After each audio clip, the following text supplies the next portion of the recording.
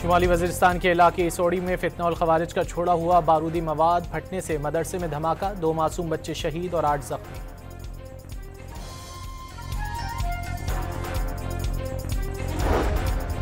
पाक फौज के फील्ड जनरल कोर्ट मार्शल ने साबिक डीजी ISI फैज़ हमीद को 14 माह कैद मामुशक्कत की सजा सुना दी। साबिक लेफ्टिनेंट जनरल फैज़ हमीद पर सियासी सरगर्मियों में मुलव्वस होने, ऑफिशियल सीक्रेट एक्ट की खिलाफ वर्जी, इख्तियारात के नाजायज़ इस्तेमाल और शहरियों को नुकसान पहुँचाने के इल्ज़ामात साबित। इतलाक आज से होगा। दौरान समाअत मुजरिम को तमाम कानूनी हुकूक और दिफाई टीम फराहम की गई। फैसले के खिलाफ मुतालिका फोरम पर अपील का हक भी हासिल। ISPR के मुताबिक साबिक DG ISI के खिलाफ सियासी अनासर के साथ मुबैना सियासी इश्तियाल अंगेजी के मामलात अलग निपटाए जा रहे हैं।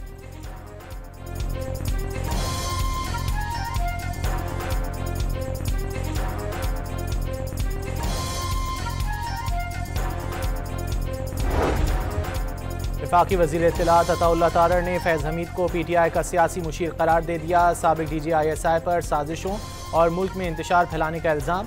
9 मई के वाक़यात की तहकीकात का दायरा वसी करने का ऐलान। फैज़ हमीद को सज़ा हक और सच की फतह करार दे दी।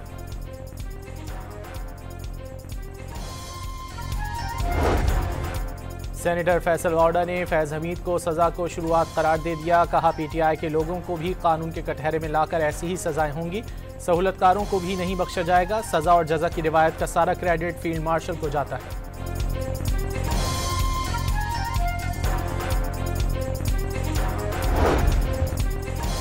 कौम बरसों फैज़ हमीद और जनरल रिटायर्ड बाजवा के बोए हुए बीजों की फसल काटेगी। वज़ीर दिफा का कोर्ट मार्शल के फैसले पर रद्द-ए-अमल। वज़ीर आज़म के मुशीर राना सनाउल्लाह का फैज़ हमीद के साथ शामिल सियासतदानों के खिलाफ भी कार्रवाई का मुतालिबा। तहरीक इंसाफ के अनासिर का भी फैज़ हमीद की तरह एहतसाब किया जाए। साबित हो गया कि एक जमात ने अफसरान से मिलकर सब कुछ किया। साजिश से फ़ायदा उठाने वालों का भी एहतसाब किया जाए। वज़ीर मुमलिकत बराए दाखिला तलाल चौधरी का दीगर इदारों को भी खुद एहतसाबी का मशवरा।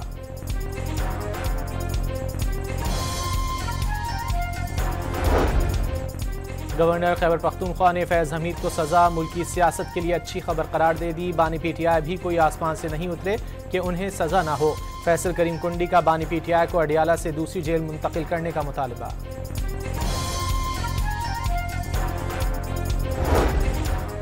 बानी PTI से रुफका की मुलाकात का दिन। अडियाला जेल जाने वाले रास्तों पर सिक्योरिटी हाई अलर्ट। गोरखपुर और दागल नाकों पर पुलिस नफरी तैनात। वज़ीर आला खैबर पख्तूनख्वा सोहेल आफरीदी को पुलिस ने आगे बढ़ने से रोक दिया।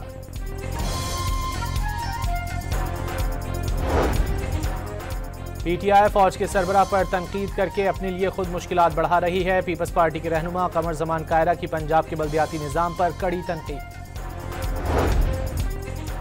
पाकिस्तान ने भारतीय वज़ीर ख़ारजा के इश्तियाल अंगेज़ बयान को मुस्तरद कर दिया। तर्जुमान दफ्तर ख़ारजा ने वाज़ेह किया कि भारत खित्ते में अदम इस्तेहकाम के एजेंडे पर अमल पैरा है। प्रोपेगेंडे के जरिए हक़ाइक़ को मस्क नहीं किया जा सकता।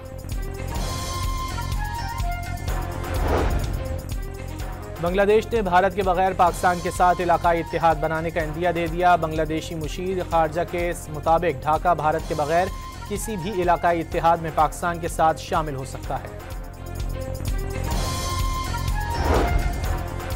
काबुल में अफगानिस्तान के उलमा के अहम इजलास। अफगान शहरियों के बैरून मुल्क अस्करी कार्रवाइयों में हिस्सा लेने पर पाबंदी लगा दी।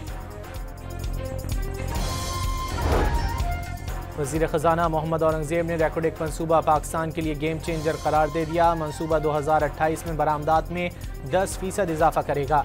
रियाज में ग्लोबल डेवलपमेंट फाइनेंस कॉन्फ्रेंस से खिताब।